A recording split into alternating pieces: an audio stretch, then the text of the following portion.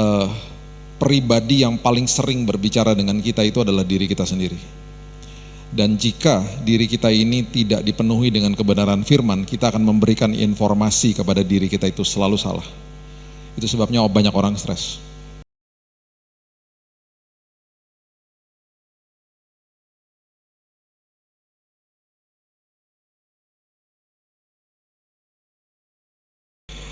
Oke, hari ini kita buka sama-sama di 1 Samuel 16.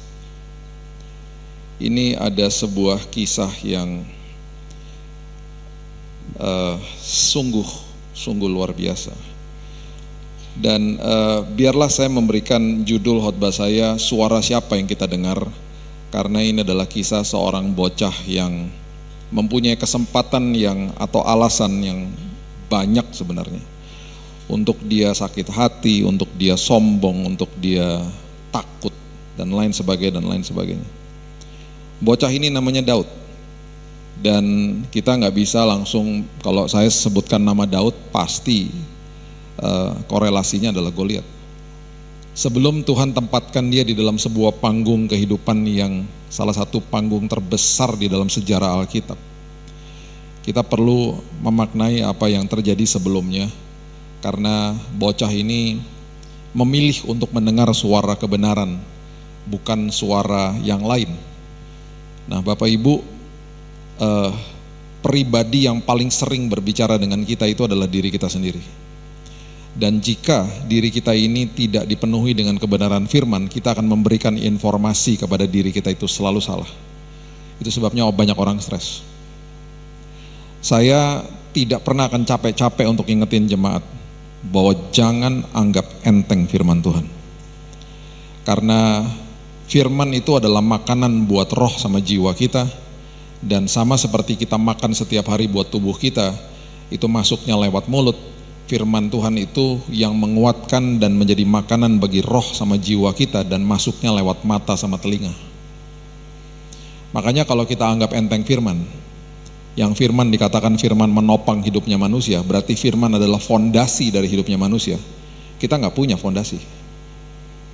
Matius 7 kita sudah pernah bahas di waktu yang lalu. Matius 7 itu mengatakan ada 2 rumah. Dan kita nggak pernah bisa tahu rumah yang mana didirikan di atas batu karang, yang satu di atas pasir. Kita nggak pernah tahu sampai ada badai. Ketika badainya datang, yang satunya hancur, kita baru bisa lihat, oh yang itu yang di atas pasir, yang itu di atas batu karang. Jadi dari luar tampaknya sama-sama aja nih hidup kita. Tapi justru ketika ada badai, dunia bisa melihat, wow ternyata hidupmu ditopang sama firman. Banyak orang di luar sana gak pernah punya kesempatan baca Alkitab. Alkitab satu-satunya yang dia baca adalah lewat hidupmu. Jadi pertontonkanlah kemuliaan Tuhan kepada mereka. Karena firman yang engkau serap setiap hari dengan membaca, dengan mendengar, dengan memperkatakan, dengan membiarkan firman menguasai, dengan ketaatan, itu adalah sebuah siklus yang sangat indah yang patut menjadi gaya hidup setiap hari. Saya mending keluar dari rumah, dari kamar saya nggak mau keluar dari kamar sebelum saya breakfast makan pagi firman Tuhan.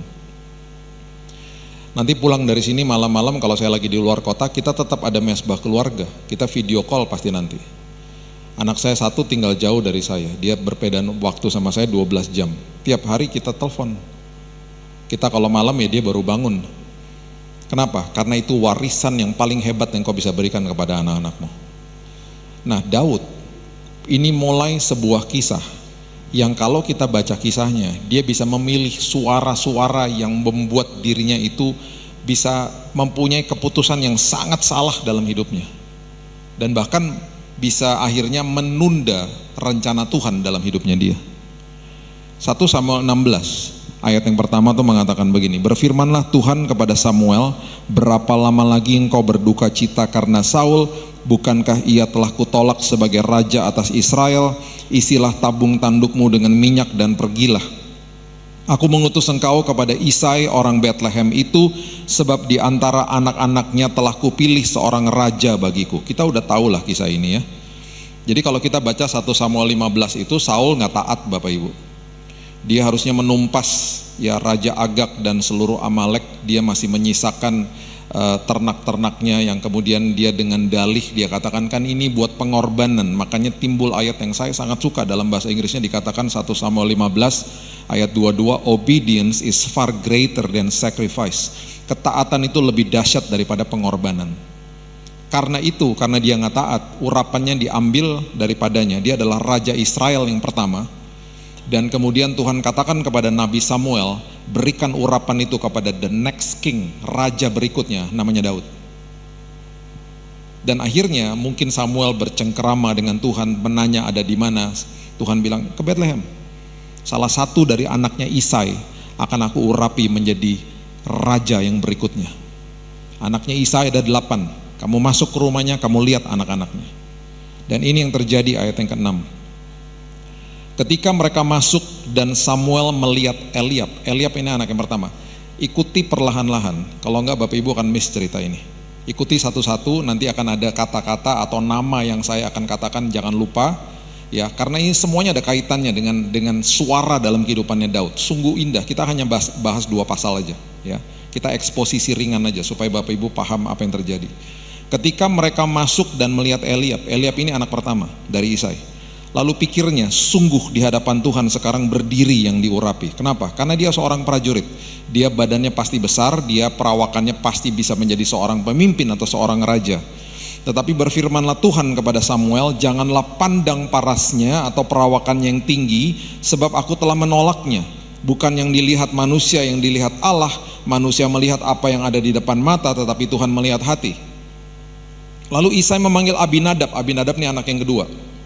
Dan menyuruhnya lewat di depan Samuel. Tetapi Samuel berkata, orang ini pun tidak dipilih Tuhan. Kalau sampai Bapak Ibu pernah membaca bahwa tabut perjanjian atau tabut Allah ada di rumah Abinadab, bukan Abinadab yang ini. Dia adalah orang Lewi. Jadi saya akan along the way saya akan kasih tahu Bapak Ibu supaya jangan bingung, karena ada beberapa nama-nama yang bisa aja membingungkan. Ya, ini Abinadab anak yang kedua daripada Isai, berarti kakaknya Daud. Bukan dia juga. Kemudian Isai ayat yang ke-9 menyuruh Syama lewat, tetapi Samuel berkata orang ini pun tidak dipilih Tuhan. Syama ini anak yang ketiga. Demikianlah Isai menyuruh ke-7 anaknya lewat di depan Samuel, tetapi Samuel berkata kepada Isai, semuanya ini tidak dipilih Tuhan. Oke, nama ini tiga-tiganya disebut karena mereka akan disebut lagi karena mereka ini adalah anak-anak yang merupakan prajurit ternyata. Ya, dan mulai dari Eliab, Abinadab, Syama. Semuanya tidak diperhitungkan dan tidak dimasukkan ke dalam kategori yang bisa diurapi. Bingunglah Samuel, ayat yang ke-11. Dia berkata kepada Isai, inikah anakmu semuanya?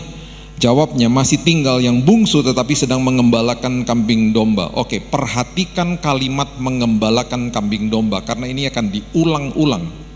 Setiap kali ada yang pertama keluar di Alkitab, berarti itu penting. Misalnya kata tabir ya, saya kasih contohnya kalau kita belajar Alkitab tuh gini. Kalau ada kata tabir pertama kali keluar di perjanjian lama, kata tabir pertama kali keluar di perjanjian baru, ayo bandingkan. Kepentingannya apa? Tabir ya, perjanjian lama itu pemisah antara Tuhan sama manusia, hordennya di ruang Maha Kudus. Tabir di perjanjian baru, pertama kali keluar adalah ketika Yesus katakan selesai di kayu salib, tabir bait Allah dirobek sama dia. Berarti tabir yang di perjanjian lama adalah pemisah, tabir di perjanjian baru adalah berarti lambang kemerdekaan atau Tuhan dengan manusia diperdamaikan. Tabirnya dirobek sama Yesus. Oke, itu kata pertama gitu ya. Kemudian kalau ada pengulangan di dalam sebuah pasal misalnya, itu berarti penulis dan pastinya author atau penulis agung kita yaitu Tuhan, dia mau kita mengerti dan fokus kepada situ. Karena itu narasi kisah ada di situ. Ya, narasi kisah ada di situ. Mephiboset misalnya, itu adalah cucu daripada Saul yang akhirnya dipelihara sama Daud misalnya. Ada satu kalimat di pasal itu kalau kita baca, dikatakan kamu harus makan satu meja sama saya. Itu lambang-lambang luar biasa. Berarti apa? Perdamaian terjadi dan lain sebagainya. Ya, itu banyaklah kata-kata seperti itu. Nah, mengembalakan kambing domba itu akan diulang-ulang nantinya. Berarti ini akan membuat sebuah narasi atau membangun sebuah kisah di mana Daud ini sangat-sangat luar biasa fokus dan sangat-sangat tanggung jawab kepada ternaknya ini. Dan sekali lagi tidak banyak jumlahnya, nanti ada ayatnya ya. Kemudian kata Samuel kepada Isai, suruhlah memanggil dia sebab kita tidak akan duduk makan sebelum ia datang kemari. Kemudian disuruhnya menjemput dia, ia kemerah-merahan, matanya indah, parasnya elok. Jadi kita nggak pernah tahu siapa yang disuruh jemput, mungkin salah satu kakaknya. Jadi Daud datang dan kemudian Tuhan bilang begini sama Samuel, bangkitlah, urapilah dia sebab inilah dia, anak yang paling bungsu, yang tidak diperhitungkan. Samuel mengambil tabung tanduk yang berisi minyak, mengurapi Daud di mana tengah-tengah saudara-saudaranya. Dan sejak hari itu dan seterusnya berkuasalah roh Tuhan atas Daud. Oke, sekarang ada dua suara di dalam dua benak manusia-manusia ini. Yang udah pasti kakak-kakaknya di dalam benak mereka pasti iri hatilah udah. Adiknya yang tidak diperhitungkan ternyata diurapi menjadi raja. Yang pastinya mereka merasa mereka yang pantas, mereka yang harus jadi raja, mereka adalah prajurit, mereka yang perkasa istilahnya secara fisik, tidak diperhitungkan sama sekali. Jadi ada kecemburuan lah di situ. Dan terbukti nanti di pasal berikutnya ada. Nah, di satu sisi ada suara juga pastinya di dalam Daud. Yang pertama pasti suaranya apa? Hari itu dia sadar bahwa bapaknya tidak memperhitungkan dia. Hari itu dia menjadi sadar bahwa bapaknya membandingkan dia dengan kakak-kakaknya dan dia tidak diperhitungkan. Dia punya alasan loh untuk kepahitan sama bapaknya. Hari itu juga dia punya berbagai alasan untuk jadi sombong. Karena hari itu dia bisa membuktikan kepada semuanya, ih kamu ya tidak memperhitungkan saya ya. Sekarang saya diurapi di depan kalian semuanya, saya buktiin sama kalian semuanya nih siapa saya. Oh nggak ada, Alkitab tidak ada narasi yang membangun sebuah kisah yang mengatakan bahwa dia sombong atau dia menjadi orang yang kepahitan sama bapaknya. Tidak ada sama sekali, karena sebentar kita akan lihat. Itu sebabnya kembali pertanyakan kepada dirimu, suara siapa yang kita mau dengar? Suara siapa yang kita mau dengar? Karena pribadi yang paling sering bicara sama kita adalah diri kita sendiri. Bapak Ibu sama saya bangun pagi ya, Roh Kudus karena kita sudah terima Yesus, dia akan bicara di dalam hati. Iblis akan bicara di dalam pikiran. Ya, pikiran adalah medan pertempuran, ya. Kalau nyari saya bilang saya lagi khotbah. Siapa tahu nyari saya kan. Pak Billy ada nggak gitu bilangnya khotbah. Nah, dua suara ini, yang pertama suara yang karena iblis hanya punya akses ke dalam pikiran, ya. Jadi dia akan selalu menyerang pikiran, sementara Roh Kudus berbicara di dalam hati. Nah, dua suara ini akan ketemu yang dinamakan hati nurani, consciousness. Nah, yang mengambil keputusan di hati nurani itu bukan iblis, bukan Tuhan, saudara sama saya. Kembali sekali lagi, suara siapa kita mau dengar?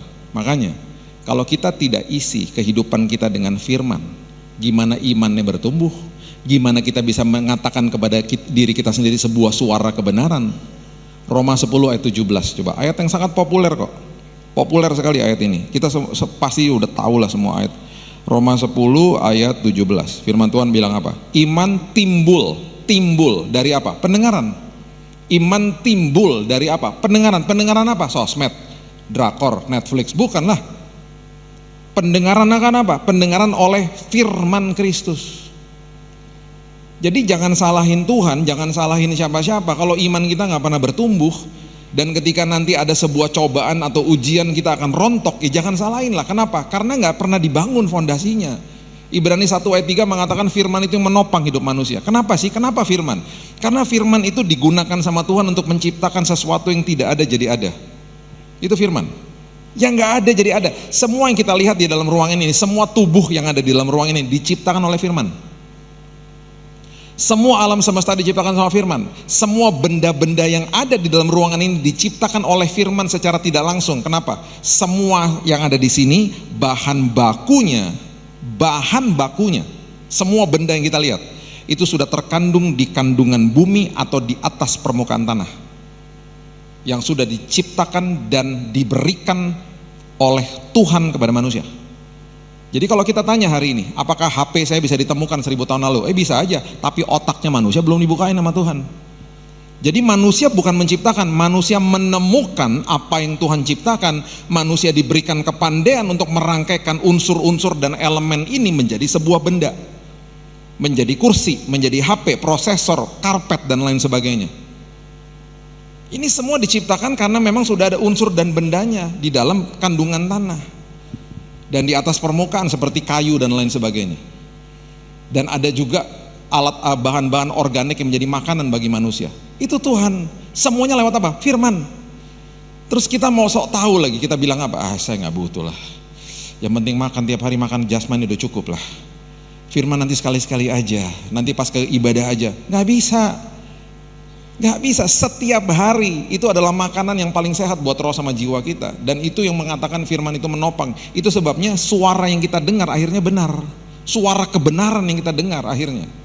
Nah oke, kita udah ngerti ini. Sekarang Saul, karena Saul ini roh Tuhan sudah pergi dari dia. Dan itu sebabnya kehidupan dia akhirnya sering sekali dihinggapi sama roh jahat. Karena urapan Tuhan sudah pergi dari dia. Nah satu hari waktu dia dihinggapi sama roh jahat dan seterusnya, hamba-hambanya datang kepada dia, raja, mau nggak raja aku panggilin pemain kecapi? Pemain kecapi? Iya. Emang ada? Ada. Dia suka main di PD Immanuel di Semarang. Saya pernah lihat dia raja, dia anaknya Isai. Mau nggak saya undang ke sini, suruh dia main biar jiwanya raja tenang. Mau nggak? Oke, singkat cerita dipanggil nih Daudnya. Karena rupanya dia sering main di sana. Ya, ibu kota Israel pada saat itu belum Yerusalem loh. Yerusalem masih dikuasai sama orang-orang Yebus. Jadi kalau kita bilang Bethlehem, kalau kita lihat gambaran kerajaan Israel, itu istananya Saul juga bukan di Yerusalem. Gak jauh sih dari situ, ada di situ. Tapi Yerusalemnya sendiri masih dikuasai sama orang Yebus. Itu sejarahnya begitu. Jadi ketika nanti Daud jadi raja, baru Yerusalemnya direbut gitu loh. Ya. Jadi kalau kita gambarin itu Bethlehem ada di situ, ya, nggak jauh dari Yerusalem itu ada istananya Saul di situ, nggak jauh dari situlah, ya. Nah, datang nih akhirnya, ya, datang nih Daud datang dan kemudian mulai main kecapi, ya. Firman Tuhan katakan begini ayat 21. Demikianlah Daud sampai kepada Saul dan menjadi pelayannya. Saul sangat mengasihinya dan ia menjadi pembawa senjatanya. Sebab itu Saul menyuruh orang kepada Isai mengatakan, biarkanlah Daud tetap menjadi pelayanku. Bilangin sama bapaknya, ini anaknya aku mau hire jadi full time aja deh di sini. Biar dia setiap hari main di sini. Kasih tahu bapaknya ya. Dan perhatikan kalimat ini, sebab aku suka kepadanya. Jangan lupa kalimat ini. Ya, semua tadi saya katakan jangan lupa ya. Yang tadi saya udah katakan catat-catatin ya. Sebab aku suka sama, ada kaitannya soalnya. Dia udah suka nih sama Daud, kenal dan suka karena main kecapi. Ayat 23, setiap kali apabila roh daripada Allah hinggap pada Saul, Daud mengambil kecapi, memainkan, Saul merasa lega dan nyaman, roh yang jahat itu undur daripadanya. Jadi setiap kali dimainin kecapi itu dia lega, dia tenang, dia juga akhirnya seneng banget, sayang banget akhirnya sama si Daud. Oke, ketika ini sudah terjadi, nggak jauh dari situ ada sebuah lembah namanya lembah Tarbantin atau the Valley of Elah dalam bahasa Inggris. Nggak jauh dari situ tiba-tiba satu hari barisan bangsa Filistin turun ke lembah itu dan mereka membawa ikonnya mereka yang mengerikan namanya Goliat. Dan Alkitab mengatakan di 1 Samuel 17 ayat 4 dikatakan, tampillah keluar seorang pendekar dan tentara orang Filistin namanya Goliat dari Gat, tingginya 6 hasta sejengkal. Dan waktu mereka turun, mereka mulai menantang barisan daripada Israel. Dan ini isi daripada tantangannya dia, ayat yang ke-8 dikatakan, ia berdiri dan berseru kepada barisan Israel, katanya kepada mereka, mengapa kamu keluar untuk mengatur barisan perangmu? Bukankah aku seorang Filistin dan kamu adalah hamba Saul? Pilihlah bagimu seorang dan biarlah ia turun mendapatkan daku. Jadi ini isi tantangannya Goliat kepada bangsa Israel. Guys, gini aja, kita nggak usah perang terbuka, kita duel aja 1 lawan 1. Terus ini isinya, ayat yang ke-9, jika ia dapat berperang melawan aku dan mengalahkan aku, jika salah satu prajuritmu bisa mengalahkan saya, maka kami akan menjadi hambamu, maka kami semua bangsa Filistin termasuk saya akan jadi budak kamu. Oh, dia begitu percaya diri, karena dia percaya diri dia pasti menang lah, dia paling besar kok di situ. Tetapi jika aku dapat mengungguli dia, jika aku dapat mengungguli dia dan mengalahkannya, maka kamu akan jadi budak kami, kamu akan jadi hamba kami dan takluk kepada kami. Apa yang terjadi? Ayat 11, Ketika Saul dan segenap orang Israel mendengar perkataan orang Filistin itu, cemaslah hati mereka dan sangat ketakutan. Perhatikan kalimat itu, sangat ketakutan. Catat ini baik-baik. Bangsa Israel tidak sadar. Saya ulangi ya. Bangsa Israel tidak sadar bahwa mereka memiliki sebuah kebenaran yang bisa membebaskan mereka. Dan mereka tidak lari kepada suara kebenaran itu. Yang terjadi adalah mereka ketakutan, dan Alkitab katakan sangat ketakutan. Yang mereka dengar adalah suaranya raksasa. Mereka tidak dengar suara kebenaran yang sekali lagi saya katakan sudah diberikan dan sudah ada dalam setiap hidup mereka. Apa itu? Nanti akan dikemukakan, akan dibongkar sama seorang bocah namanya Daud. Mereka nggak sadar.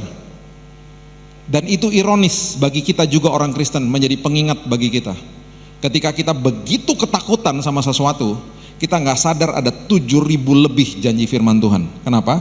Karena nggak pernah dibaca, nggak pernah didengar, nggak pernah direnungkan, nggak pernah diperkatakan.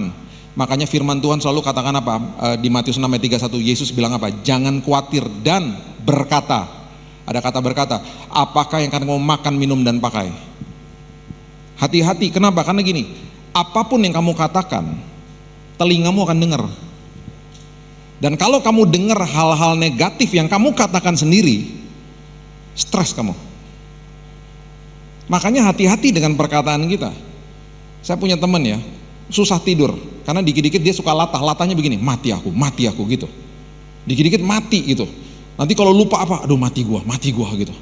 Terus saya bilang, kamu pantesan susah tidur, kamu memperkatakan kematian atas hidupmu. Minum obat gak beres-beres. Terus akhirnya dia mulai merubah sikapnya, perilakunya.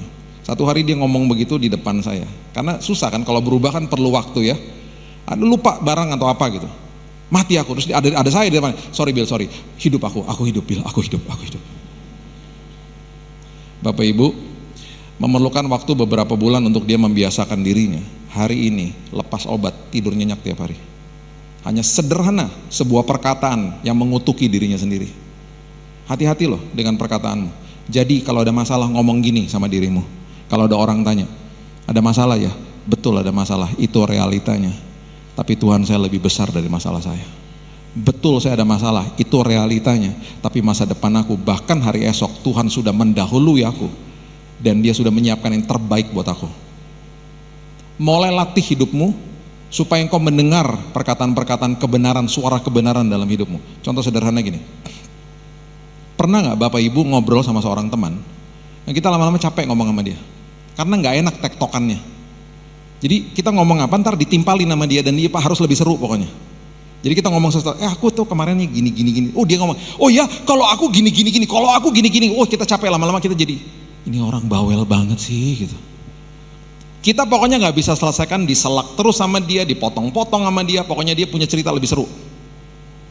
Lambat laun, habis selesai ngomong sama orang kayak begitu, self-centered namanya, orang yang selalu fokus sama dirinya sendiri. Kita habis selesai ngomong sama orang kayak gitu, kita capek.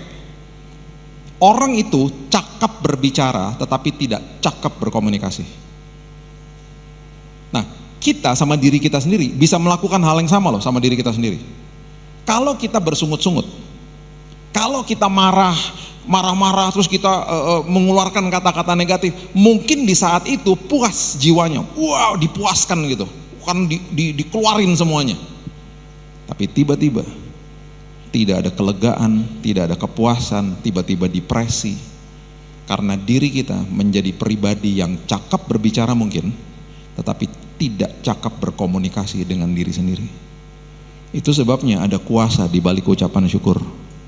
Kalau engkau katakan begini, betul ada masalah, tapi Tuhan baik. Betul ada masalah, tapi Tuhan dahsyat. Betul ada masalah, aku percaya. Karena firman yang menopang aku. Aku percaya hari esokku dipegang penuh sama dia. Aku percaya pengharapan tidak pernah mengecewakan. Kita mulai kutip firman Tuhan. Kita menjadi pribadi yang cakap berkomunikasi sama diri sendiri. Ketika kita lakukan itu, kita akan mengeluarkan kalimat atau kata-kata yang membangun orang di sekitar kita. Hati-hati loh dengan kata-katamu kepada keluargamu, kepada anak-anakmu terlebih lagi. Saya sangat-sangat hati-hati sejak mereka kecil. Karena saya bilang gini, satu hari kelak kamu akan pergi dari rumah. Dan ketika kamu pergi dari rumah, saya mau pastikan, saya ngomong sama istri saya, kita harus pastikan firman itu menopang hidup mereka. Di mana satu hari mereka harus ambil keputusan, firman yang menopang hidup mereka. Kita sebagai orang tua harus mempertontonkan dan memperkenalkan Yesus dalam hidup mereka. Itu suara kebenaran namanya. Suara kebenaran. Bangsa Israel memiliki suara kebenaran, tapi mereka nggak sadar. Ya. Oke, sekarang kita lihat ayat 13. Ayat 13. Ketiga anak Isai yang besar-besar telah pergi berperang mengikuti Saul.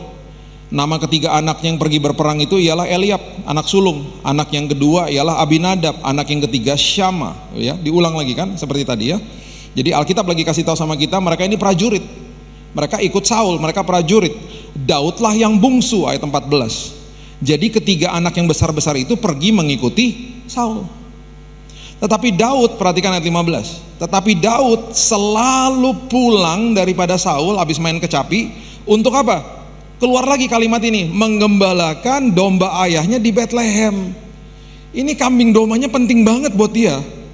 Jadi setelah selesai main kecapi, setelah selesai dari istana, dia nggak pernah kasih kode, mau ikut-ikutan seperti kakaknya jadi prajurit. Dia nggak pernah mau kasih kode juga sama Saul bahwa aku ajak dong ke medan pertempuran. Aku udah diurapi ya. Dia pastinya nggak mau juga bilang dia diurapi sama raja yang sedang menjabat gitu ya. Dia juga pasti merahasiakan itu. Tetapi satu hal juga, dia kan bisa jadi orang yang sangat-sangat sombong. Dia tuh tekun, berarti Alkitab lagi ngasih tahu sama kita, setelah selesai tugas di istana, dia pulang mengembalakan kambing domba bapaknya, yang ternyata cuma dikit Bapak Ibu. Dia fokus banget, dan Alkitab berarti juga memberitahu kepada kita, dia nggak pernah kepahitan sama bapaknya. Dia tekun, dia pelihara apa yang bapaknya mau dia pelihara, dia kelola apa yang bapaknya suruh dia kelola. Ayat 16. Orang Filistin itu, ini di tengah-tengah semua hal yang terjadi, orang Filistin itu yaitu Goliat maju mendekat pada pagi dan petang hari. Demikian ia tampil ke depan 40 hari lamanya, berarti 40 hari lamanya pagi dan petang dia nantangin bangsa Israel. Dia pasti katakan, mana prajuritmu? Ayo kita duel satu sama satu. Itu tiap hari suara kegelapan dilontarkan sama dia setiap hari, 40 hari. Ini belum ketemu aja nih Daudnya sama dia. Ayat yang ke-17 ini adalah ayat yang sungguh indah, karena tiba-tiba pagi hari kairosnya Tuhan mulai terjadi atas hidupnya Daud. Daud gak pernah tahu pagi hari itu dia bangun, dia akan berhadapan sama Goliat. Dia bangun pagi-pagi yang pasti di dalam benaknya dia akan mengembalakan kambing domba. Dan mungkin dia sudah mengembalakan kambing domba, mungkin ini kejadiannya sore-sore pas ada pembicaraan ini. Isai berkata kepada Daud anaknya, ambillah untuk kakak-kakakmu bertih gandum seeva, roti yang 10, bawalah cepat-cepat ke perkemahan kepada kakak-kakakmu yang sedang bertempur melawan bangsa Filistin. Dan baiklah sampaikan keju yang 10 ini kepada kepala pasukan 1000, tengoklah apakah kakak-kakakmu selamat dan bawalah pulang suatu tanda dari mereka. Saul dan mereka itu dan semua orang Israel ada di lembah Tarbantin tengah berperang melawan orang Filistin. Jadi di hari itu Isai mengatakan kepada Daud bilang, nak besok ya kamu tolong bawain ini bertih gandum, roti sama keju buat kakak-kakakmu, sekalian cek kondisi mereka seperti apa di medan pertempuran, bawa juga ini keju buat kepala pasukan ya.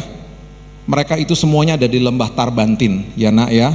Mungkin Daudnya nanya, di mana lembah Tarbantin? Google Map aja ribet banget sih kamu gitu. Mungkin dia ngomong gitu, saya nggak tahu ya. Nah, yang terjadi adalah besoknya Daud bangun pagi-pagi, ayat 20. Diulang lagi nih. Ditinggalkannya kambing dombanya pada seorang penjaga. Ini kambing dombanya penting banget buat dia, diulang terus dari tadi. Jadi sebelum dia pergi, dia cari temannya, dia bilang, bro, tolong bro, gue mau titipin kambing domba ya sebentar ya. Kalau kamu mau kemana? Aku disuruh nganterin roti sama keju buat kakak-kakakku di medan pertempuran. Bentar ya, aku pasti kembali loh. Dari istana aja balik kok dia. Terus kemudian ia mengangkat muatan dan pergi seperti yang diperintahkan Isai kepadanya. Waktu dia sampai ke lembah Tarbantin, kairosnya Tuhan mulai terjadi. Karena Alkitab mulai katakan begini, sampailah Daud ke perkemahan ketika tentara keluar untuk mengatur barisan dan mengangkat sorak perang.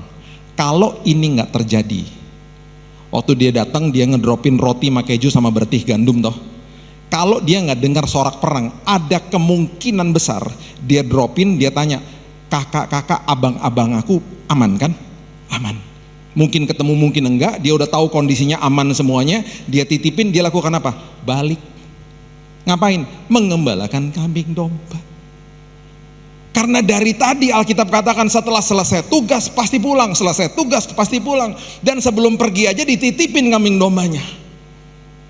Oh, tapi Tuhan punya kairos yang berbeda. Tuhan gak mau dia pulang. Tuhan lagi kasih tahu sama dia, musim pengembalaan domba, musim dimana kamu fokus sama perkara kecil dalam hidupmu, musim dimana kamu intim sama saya di situ. Oh, dia intim sama Tuhan. Dia kasih tahu nanti, musim itu sudah berlalu. Sekarang saatnya saya mau bawa kamu naik. Dan dia masih nggak sadar. Dia masih tidak sadar. Dia dengar sorak perang toh. Yang terjadi adalah dia tidak pulang. Dia mulai bertanya. Dia mulai bertanya. Coba lihat ayatnya yang ke 23 coba lihat. Sedang ia berbicara dengan mereka, lagi ngobrol nih Daudnya ya, lagi nanya ada apa gitu ya, lagi kondisi seperti apa. Tampillah maju pendekar itu. Kok bisa? Pas dia lagi di situ. Siapa? Goliatnya maju. Namanya Goliat orang Filistin dari Gad, dari barisan orang Filistin. Perhatikan ini, ia mengucapkan kata-kata yang tadi juga. Dia tantang lagi tuh bangsa Israel, dan perhatikan kalimat ini, dan Daud mendengarnya. Wah, dia mendengarnya, dia dengar, ih ditantangin, ayo mana, diajakin duel toh. Dia dengar mereka diajakin duel satu sama satu. Oh, dia dengar semuanya, makanya nanti ada kalimat-kalimatnya, dia dengar semuanya. Dan ayat 24, ketika semua orang Israel melihat orang itu, larilah mereka daripadanya dengan sangat ketakutan. Jadi abis Daud dengar suara kegelapan, dia lihat rakyatnya termasuk kakak-kakaknya lari ketakutan di depan dia. Ketika ini terjadi, suara kebenaran yang dia selalu hidupi keluar dari mulutnya. Dan ini saya juga heran kenapa gak pernah dibahas, karena tiba-tiba di ayat yang ke-26 dia teriak dan dia ngomong begini, siapakah orang Filistin, bagian yang B ya, siapakah orang Filistin yang tidak bersunat ini sampai ia berani mencemooh dari barisan daripada Allah yang hidup. Bapak Ibu kalau baca ayat ini dan tidak mengerti konteksnya, lewat ayat ini pasti. Saya kasih tahu ya, sunat itu lambang penyertaan Tuhan bagi bangsa Israel. Itu yang saya katakan tadi. Mereka sebenarnya memiliki kebenaran, tapi mereka nggak sadar. Mereka punya janji Tuhan, tapi mereka nggak sadar. Dengan kata lain, gini, ya, memang semua serba di perjanjian lama serba fisik ya Bapak Ibu ya. Semua serba fisik dimasukin perjanjian lama, dimasukin dalam hidup manusia. Contoh, dulu yang sakral bait Allah, masuk perjanjian baru tubuhmu adalah bait Roh Kudus. Oke? Dulu perintah Tuhan ditulis di atas 2 loh batu. Di 1 Korintus dikatakan sekarang perintah Tuhan ditulis di atas loh hati. Dulu sunat. Perjanjian baru Paulus katakan hatimu yang disunat. Nah, sunat itu lambang daripada penyertaan Tuhan, materai. Jadi mereka yang Daud ngomong ini, dia ngomong gini sama mereka, dan mereka udah tahu sebenarnya. Dia cuma ngingetin aja sebenarnya, dia ngomong gini, guys, ngapain takut? Kita nih bangsa bersunat, berarti kita punya penyertaan Tuhan. Sementara dia tuh tidak ada satupun bangsa yang bersunat. Tidak ada satupun bangsa selain Israel yang memiliki penyertaan Tuhan. Itu maksud dia. Terus dia berarti dia lagi kasih tahu sama mereka begini, guys, kamu kirim orang yang paling kurus pun lawan Goliat, kamu menang. Bukan karena kamu lebih hebat dari Goliat, bukan, karena kamu punya Tuhan. Itu maksudnya. Jadi dia teriak, dia ngomong begitu. Lagi dia ngomong, lagi dia teriak, kakaknya dengar. Kakaknya kan iri hati sama dia. Kakaknya ngomong gini, ayat yang ke-28, coba lihat. Ketika Eliab kakaknya yang tertua mendengar perkataan Daud kepada orang-orang itu, bangkitlah amarah Eliab kepada Daud sambil berkata, "Mengapa engkau datang? Ngapain kamu di sini?" Kan iri hati sama adiknya. Terus dia ngomong gini, "Dan pada siapakah kau tinggalkan kambing domba yang 2-3 ekor itu di padang gurun?" Ya ampun Bapak Ibu, cuman 3 ternyata. Nggak banyak. Yang dari tadi diulang-ulang terus, cuman 3. Penting banget buat dia. Berarti Alkitab lagi ngasih tahu sama kita, perkara kecil aja dia tekun. Perkara kecil aja tuh dia urusin sama dia. Nggak ada yang lihat. Nggak ada yang lihat. Nanti keluar semua, kebenaran-kebenaran ini keluar semuanya di panggung terbesar hidupnya dia. Kakaknya marah-marah sama dia lah. "Aku kenal sifat pemberanimu, kejahatan hatimu. Engkau datang kemari dengan maksud melihat pertempuran." Tuh kakaknya ngomong gitu, marah-marah sama dia. Daud cuman ngomong gini, responnya dia. Tetapi jawab Daud, "Apa yang telah kuperbuat? Hanya bertanya saja." Bahasanya sinetron banget ya. Apa yang telah kuperbuat? Bertanya saja. Bahasa Indonesia sehari-hari dia ngomong gini, "Kak, aku cuma nanya kak." Tuh, dia ngomong gitu sama kakaknya, sopan. Perhatikan kalimat berikut ini. Lalu berpalinglah ia dari Eliab kepada orang lain menanyakan yang sama, dan rakyat memberi jawab kepadanya seperti tadi. Perhatikan ini baik-baik. Suara sumbang, suara yang menyakitkan, suara yang bisa membuat kita kepahitan, sering kali datang dari orang terdekat, bahkan keluarga kita sendiri. Oh ya, Alkitab kasih tahu, dia responnya sopan dan dia berpaling. Orang Indonesia bilang apa? Yang waras ngalah. Dia berpaling dan dia tetap fokus, dia tetap tanya what's going on, apa yang terjadi, dia gali informasi sedetail-detailnya. Dia tanya sama orang, dia ampuni kakaknya. Saya bisa berdiri di sini hari ini dan saya bisa memberikan kesaksian yang berbeda. Saya bisa aja bilang begini hari ini, Bapak Ibu, papa saya yang sudah dipanggil pulang Tuhan 15 tahun lalu, saya dulu pernah kepahitan sama dia, tapi kemudian Tuhan pulihkan. Tapi cerita saya nggak begitu. Karena cerita saya, kalau saya berkisah tentang papa saya yang dipanggil pulang Tuhan 15 tahun lalu, saya akan bilang gini, Bapak Ibu, saya punya bapak yang luar biasa. Dan sampai hari ini saya kangen sama dia. Kenapa saya ngomong begitu? Karena ada keputusan yang dia ambil dalam hidupnya dia sebelum dia menikah sama mama saya. Kenapa keputusan itu penting dan berdampak bagi kami anak-anaknya? Karena dulu waktu dia masih hidup di kampung Tomohon di Manado, papanya dia itu tentara Kenil dan papanya gebukin dia habis-habisan. Dia diikat di pohon, digerayangi semut merah, dipermalukan di depan desanya, ditelanjangin sama bapaknya. Di tahun 60-an, papa saya kabur ke pelabuhan Bitung di Sulawesi Utara. Dia kabur ke Surabaya. Karena dia gak mau hidup sama bapaknya. Dia pahit sama bapaknya dan dia benci sama bapaknya. Dia pindah ke Bandung, dia pindah ke Jakarta, dia ketemu mama saya di Jakarta tahun 60-an. Tahun 66 mereka menikah. Dan sebelum mereka menikah, papa saya bilang begini, saya lepaskan pengampunan di altar Tuhan. Karena saya gak mau bawa sampah dari masa lalu.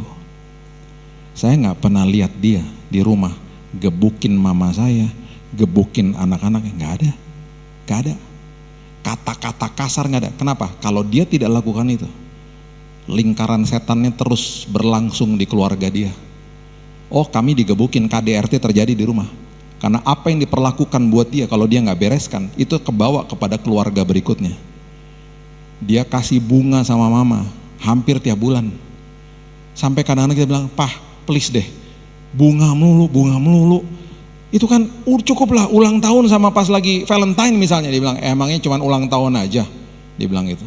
Itu papa tuh, segitu sayangnya sama mama saya, segitu sayangnya sama anak-anaknya. Di rumah tuh yang disiplin kita tuh mama. Kalau mama agak naik suaranya sedikit, papa tuh suka usap-usap belakang punggungnya dia. Udah, sabar, udah. Itu papa.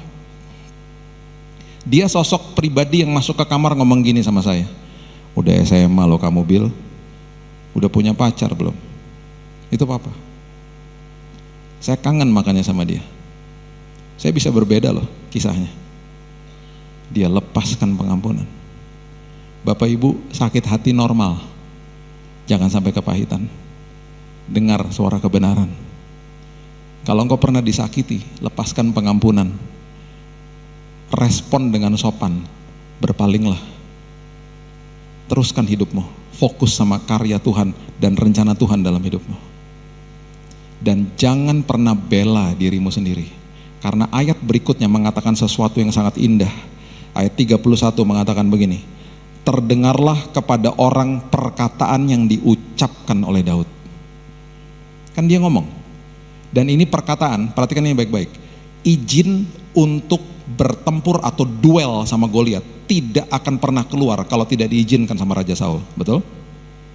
Percuma dia cuma ngomong gitu doang, percuma. Suara kebenaran dalam hidupmu akan terdengar sama orang, bukan karena engkau yang mengatakan, tapi biarlah Tuhan yang membela dirimu. Ada amin? Biarlah Tuhan yang membela dirimu, biarlah Tuhan yang akhirnya merangkaikan semuanya. Kok bisa waktu dia lagi teriak, Tuhan tiba-tiba mengatakan begini, Alkitab mengatakan terdengarlah kepada orang perkataan yang diucapkan oleh Daud, lalu diberitahukan kepada Saul. Itu kan pasti suaranya kedengaran sama ini, orangnya ring satunya Saul, sampai akhirnya dikasih tahu sama Saul, bos, itu ada bocah lagi bawa roti sama keju bos.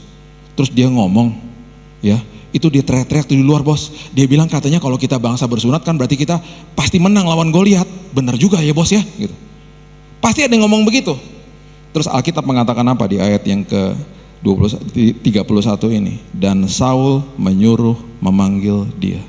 Bukan karena suara itu, bukan karena dia teriak-teriak itu, bukan. Karena tadi kita udah baca, Saul suka sama dia. Sekarang saya tanya ya, kita pikir benar-benar nih, kita pikirin. Orang lagi perang, ketakutan, ini rajanya lagi, stres pasti kan dia, stres. Tiba-tiba ada prajurit datang gini, bos, itu ada bocah teriak-teriak bos, katanya kita bangsa bersunat gini.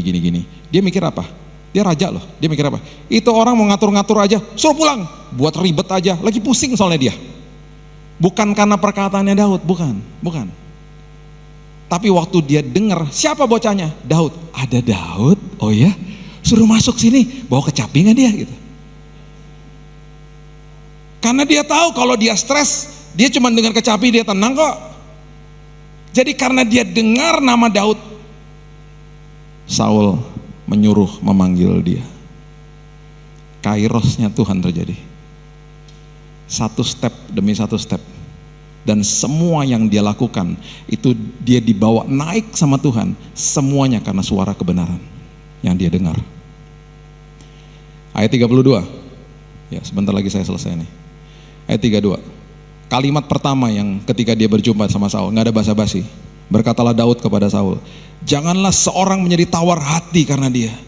Jangan takut dong sama dia. Terus dia bilang apa? Hambamu ini akan pergi melawan orang Filistin itu. Udahlah aku aja deh yang bertarung sama dia. Ya gak dikasih dong pertamanya sama raja, enak aja. Mana bisa? Kredibilitas kamu apa? Ini orang udah prajurit dari kecil. Dia mulai kasih kebenaran demi kebenaran di depan Raja Saul. Dia mulai ngomong begini, ayat 34. Tetapi Daud berkata kepada Saul, hambamu ini biasa mengembalakan kambing domba ayahnya. Ya memang cuma 3 sih pak. Tapi apabila datang singa atau beruang yang menerkam seekor domba dari kawanannya, aku akan mengejar, menghajar, melepaskan domba itu dari mulutnya. Kemudian apabila ia berdiri menyerang aku, maka aku akan menangkap janggutnya lalu menghajar dan membunuhnya. Kalau itu Bili Lantang melihat kambing domba yang cuma 3 diterkam sama beruang sama singa, Bili Lantang akan bilang, terkam aja saya kabur pulang. Ngapain saya belain kambing domba yang cuma 3, kurang kerjaan. Oh dia enggak, Dia enggak, dihajar sama dia. Alkitab mengatakan dengan jelas, Alkitab bilang apa? Aku mengejarnya bos, saya kejar. Dia lagi kasih tahu sama Raja Saul bahwa prinsip ini, prinsip disunat, prinsip memiliki penyertaan Tuhan udah terjadi sama saya. Dia nggak abal-abal. Dia nggak ngasih tahu bahwa dia ngotbahin si Saul, begini, udah biarin aja. Enggak, saya udah punya pengalaman bos. Nggak ada yang lihat bos. Segitu intimnya saya sama Tuhan. Segitu saya menghidupi firman-Nya. Terus dia bilang apa? Baik singa maupun beruang telah dihajar oleh hamba-Mu ini. Orang Filistin yang tidak bersunat itu, ia akan sama seperti salah satu daripada binatang itu, karena ia telah mencemooh barisan daripada Allah yang hidup. Dia lagi ngomong apa? Kalimat ini artinya begini, dia bilang begini. Raja, beruang sama singa adalah makhluk yang tidak bersunat. Makanya saya berani. Saya adalah orang yang bersunat, memiliki pernyataan Tuhan. Goliat sama aja nggak bersunat, bentuknya aja beda. Yang itu binatang, itu raksasa, sama aja prinsipnya. Luar biasa kan? Pula kata Daud ayat 37, Tuhan yang telah melepaskan aku dari cakar singa dan dari cakar beruang. Udah ada track record dia. Udah pernah kok aku lakukan? Melepaskan aku loh dari cakar singa dan cakar beruang. Karena prinsip ini, dia juga akan melepaskan aku dari tangan orang Filistin itu. Bapak Ibu, di titik ini Raja Saul convince. Di titik ini Raja Saul pasti melongok liatin dia. Iya sih, benar juga ya. Iya. Tiba-tiba keluar kalimat ini. Kata Saul kepada Daud, pergilah, Tuhan menyertai engkau. Dia ngomong apa? Kalimat ini artinya nasib sebuah bangsa diserahkan kepada bocah 19 tahun kira-kira umurnya saat itu, yang lagi bawa roti sama keju. Kalau dia kalah, seluruh bangsa Israel jadi budak. Bapak Ibu, nasib sebuah bangsa diberikan kepada bocah 19 tahun. Kenapa? Karena dia berdiri di hadapan raja dan dia katakan apa? Tuhan yang menyertai saya, dia yang akan berperang bagi saya, bukan saya lah. Dia berhasil memberitahu si raja. Ini artinya yang namanya penyertaan Tuhan. Orang yang menghidupi firman berbeda sama orang yang sekedar hanya tahu firman. Bangsa Israel hanya tahu kebenaran. Daud menghidupi kebenaran, suara kebenaran yang terus dia dengar dalam hidupnya. Sama Saul dikasih baju perang toh. Dia bilang apa? Berat bos. Berat bos. Aku kecil bos.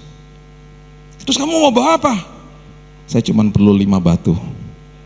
Saya cuma perlu tas kecil buat batunya. Saya akan bawa umban saya dan tongkat di tangan saya. Dengan 4 hal itu, dia hampiri Goliat. Dan Goliat bilang apa? Aku akan memberikan dagingmu kepada burung-burung. Aku. Daud datang, gak pakai nama aku. Dia datang, ayat yang terakhir mengatakan, ayat 45 bilang apa? Daud berkata kepada orang Filistin itu, engkau mendatangi aku dengan pedang dan tombak dan lembing. Aku mendatangi engkau dengan nama Tuhan semesta alam, Allah segala barisan Israel yang kau tantang itu. Dia putar umbannya. Dia lepaskan batu itu. Bapak Ibu yang tahu fisika di tempat ini, sebuah batu mendarat di dahi seorang raksasa dan bisa membunuh dia, itu hampir tidak mungkin. Bukan batu yang bunuh dia. Daud datang di atas nama, atas segala nama. Itu yang menghancurkan Goliat. Itu yang menghancurkan musuhmu. Dan perhatikan ini baik-baik. Kenapa 5 batu? Dari tadi kita udah baca kan? Dia berpaling, dia nanya, dia berpaling, dia nanya, dia gali informasi sebanyak-banyaknya. Karena dia tahu dan dia pasti udah dengar, Goliat punya 4 saudara. Nanti Bapak Ibu baca di Tawarikh, baca di kitab Samuel, 4 saudaranya dibunuh akhirnya juga. Dalam kesempatan yang berbeda. Seoleh keluarganya dia, bukan oleh dia. Tapi dia pasti udah tahu. Dia menggali informasi toh dari tadi. Goliat punya 4 saudara, berarti apa di dalam benaknya? 1 batu buat 1 raksasa. Berarti apa? Satu batu tidak akan meleset. Satu batu membunuh satu raksasa. Kok begitu yakinnya? Karena dia datang bukan dengan kekuatannya dia. Dia datang dengan nama Allah semesta alam.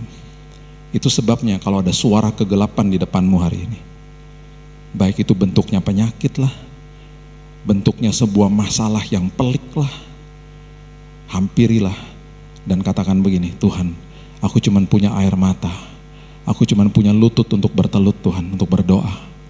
Daud cuma punya 5 batu.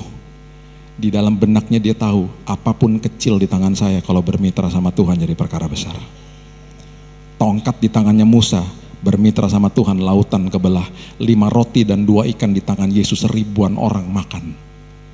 Air matamu dan lututmu untuk berdoa, bermitra sama Tuhan, jadi perkara besar.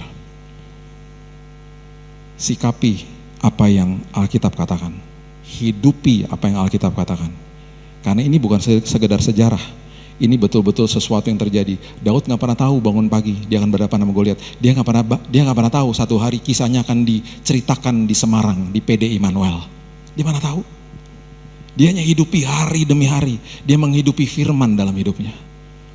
Apapun suara-suara kegelapan dalam hidupmu, kita banyak suara-suara kegelapan loh ini di dalam dunia ini. Kita tinggal di tengah-tengah kegelapan kok. Tapi firman Tuhan katakan engkau adalah anak terang. Aku sudah memberikan terangku di dalammu. Dengar suara kebenaran. Baca, dengar, perkatakan, renungkan firman tiap hari dalam hidupmu. Dan saya percaya dan saya berdoa, kita menjadi orang-orang yang lebih daripada pemenang. Lepaskan pengampunan. Jangan sampai ada kepahitan dalam hidupmu. Itu merugikan dirimu. Jangan percaya sama kebohongan iblis. Berpalinglah. Dan saya percaya kemenangan sudah dalam tangan kita. Berikan tepuk tangan kita untuk Tuhan kita. Bapa yang baik, terima kasih buat hari ini. Aku berdoa, aku percaya Tuhan bahwa firman Tuhan menjadi kemerdekaan bagi setiap kehidupan kami. Yang kami percaya Tuhan, apa yang sedang kami lewati hari ini, kami begitu percaya bahwa firman Tuhan akan memerdekakan kami. Kami percaya Tuhan, apa yang sedang kami hadapi, Goliat apapun dalam hidup kami, kami percaya kami datang bukan dengan kekuatan kami, tapi dengan kekuatan daripada Tuhan. Dan ketika kami bermitra dengan Tuhan, doa kami berkuasa, air mata kami jadi berkuasa, semua karena kuasa Tuhan. Meteraikan firman ini ya Tuhan, dan aku berdoa setiap anak-anak-Mu, hidup mereka terus dibawa naik sama Tuhan, dan apapun yang mereka kerjakan Tuhan buat berhasil, ada damai sejahtera, ada sukacita, dan bahkan kalau yang sakit disembuhkan dalam nama Yesus. Kalau ada keluarga kami yang sedang di rumah, yang gak bisa ikut hari ini, yang sedang dalam kondisi sakit, aku berdoa kesembuhan terjadi dalam nama Yesus. Dan kesembuhan ini adalah kesembuhan yang permanen, kesembuhan yang komplit, kesembuhan yang sempurna. Terima kasih Bapa yang baik. Kami terima firman-Mu dan kami akan jadi pelakunya. Dalam nama Yesus kami berdoa, kita sama-sama katakan amin.